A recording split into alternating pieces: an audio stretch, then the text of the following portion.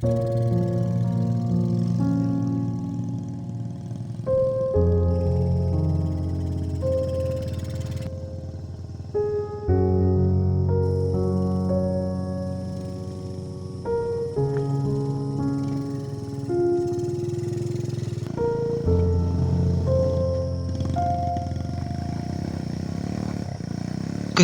guru honorer adalah kisah nestapa kepahlawanan masa kini. Nasib guru honorer sebagai ujung tombak pembangunan manusia di Indonesia tak semanis gelar pahlawan yang sering disematkan. Sebaliknya, semakin mengukuhkan jika guru honorer tak mendapat tanda jasa yang sepadan. Bahkan, pemenuhan hak-hak dasar guru honorer yang bekerja di garis depan pendidikan untuk mencerdaskan kehidupan bangsa masih sebatas impian. Guru honorer semestinya mendapatkan penghidupan yang layak. Guru honorer berjibaku bekerja mewujudkan mandat kemerdekaan, amanat yang wajib diupayakan oleh penyelenggara negara dengan berbagai cara. Sudah menjadi pengetahuan publik jika guru honorer umumnya dalam kondisi penghidupan yang kurang layak, bahkan kurang manusiawi.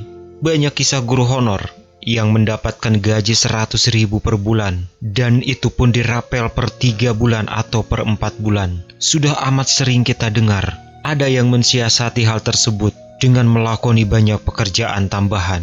Alhasil, guru honorer kehilangan fokus dalam mendidik. Implikasinya tentu saja pada kualitas luaran pendidikan kita. Betapa menyedihkan menyaksikan para pahlawan bangsa itu ketika ikut dalam seleksi P3K 2021 tahap pertama.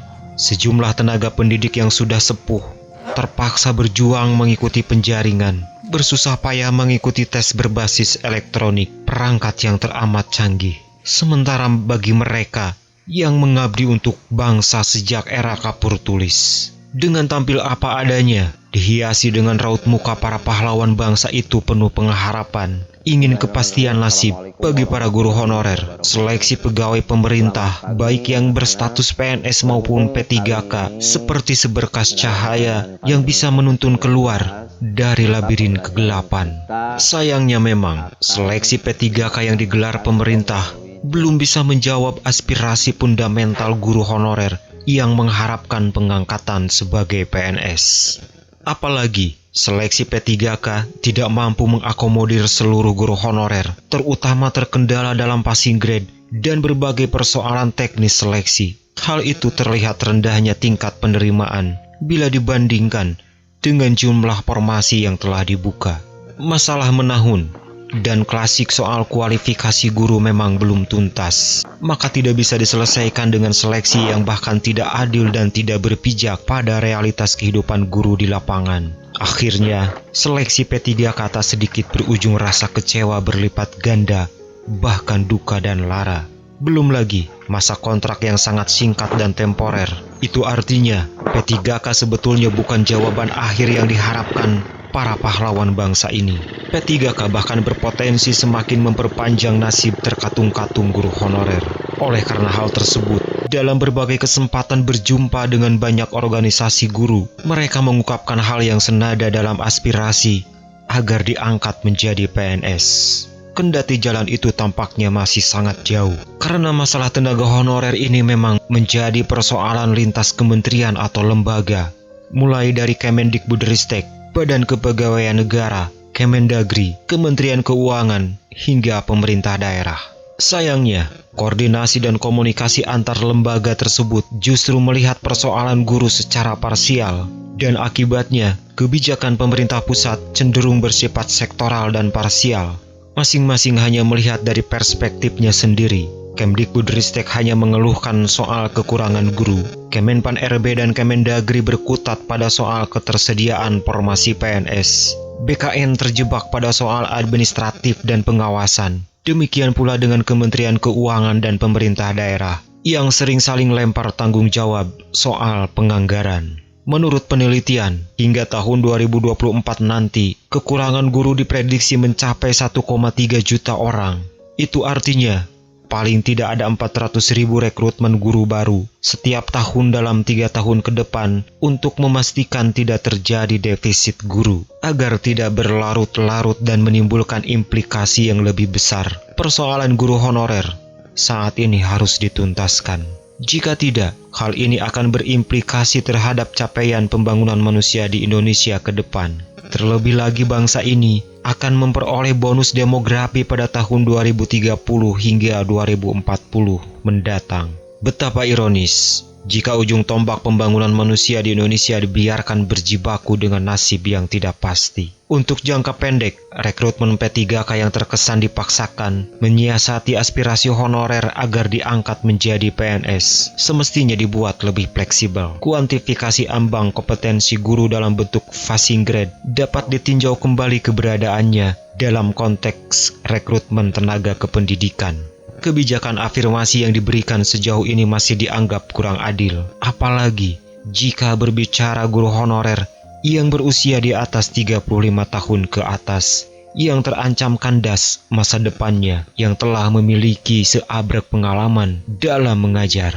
Dalih keterbatasan anggaran yang selama ini menjadi argumen meniadakan rekrutmen guru PNS sangat tidak beralasan. Dari aspek urgensi, memberikan kepastian nasib kepada guru honorer jauh lebih prioritas dibandingkan agenda pindah ibu kota negara atau pembangunan kereta api cepat Jakarta-Bandung yang sedikit banyak menggerogoti anggaran APBN.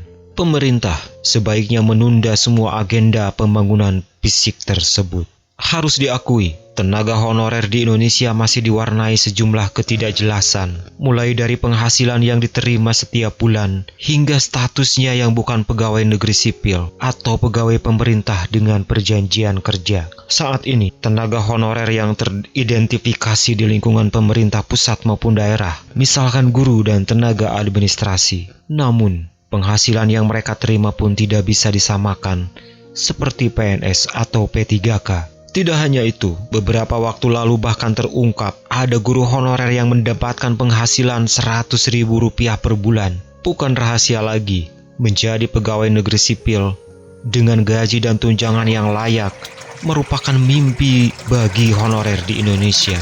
Mulai dari petugas kebersihan hingga dokter berlomba-lomba menggapai mimpi tersebut. Maklum saja, tidak semua honorer hidup makmur. Banyak honorer yang telah mengabdi belasan bahkan puluhan tahun, tetapi masih belum bisa mendapatkan status PNS. Padahal, status itu yang diharapkan dapat meningkatkan taraf hidup dan kesejahteraannya. Perkenalkan, nama saya Budin Santoso SPD, salah seorang guru honorer di SDN 2 Girimukti, Kecamatan Cisewu, Kabupaten Garut. Saya mengajar di SDN 2 Girimukti sejak Juli 2004 sampai sekarang. Motivasi saya mengajar di SDN 2 Girimukti yaitu ingin ikut serta mencerdaskan anak bangsa di Indonesia, khususnya di lingkungan atau di wilayah Desa Girimukti, Kecamatan Cisewu, Kabupaten Garut. Saya menerima honor dari SDN 2 Girimukti sebesar Rp150.000 per bulan, dan itu pun dibayar per 4 bulan sekali. Tidak, soalnya dengan beban tanggung jawab di keluarga, uang Rp150.000 per bulan itu sangat jauh sekali. Ditambah dengan kondisi sekarang pandemi COVID-19. Setelah pulang dari sekolah, saya bekerja membuat gula aren, terus mengambil rumput untuk makanan domba, dan domba itu pun juga sebenarnya bukan milik pribadi saya, melainkan milik orang lain. Kemudian selain daripada mengambil rumput, saya pergi ke ladang, ke sawah untuk mengurus tanaman-tanaman yang ada di kebun itu. Kendala di dalam pembelajaran di SDN 2 Girimukti di masa pandemi ini yaitu yang pertama Zoom. Zoom itu kan tidak semua orang tua siswa bisa mendukung terhadap kegiatan ini. Memang orang tua juga tidak semuanya memiliki fasilitas atau peralatan untuk Zoom tersebut. Selain Zoom, kadang-kadang saya mengajar dengan door to door secara langsung ke rumah siswa. Itu pun kadang-kadang saya nyampai ke rumahnya, ternyata siswa sudah tidak ada di rumah, pergi dengan orang tua ke ladang atau ke mana gitu. Itulah yang menjadi kendala saya selaku guru di SDN 2 Girimukti mengajar di masa pandemi ini. Kemudian akses jalan juga sangat tidak memadai. Harapan saya selaku guru honorer yang ada di SDN 2 Giri Mukti, yaitu pemerintah bisa lebih memperhatikan lagi nasib kami para guru honorer yang ada di Indonesia, khususnya yang ada di lingkungan Desa Giri Mukti, Kecamatan Cisewu, Kabupaten Garut ini, supaya sedikitnya bisa membantu beban kami dan pemerintah bisa memberikan kesejahteraan yang layak bagi kami para honorer yang ada di Indonesia ini.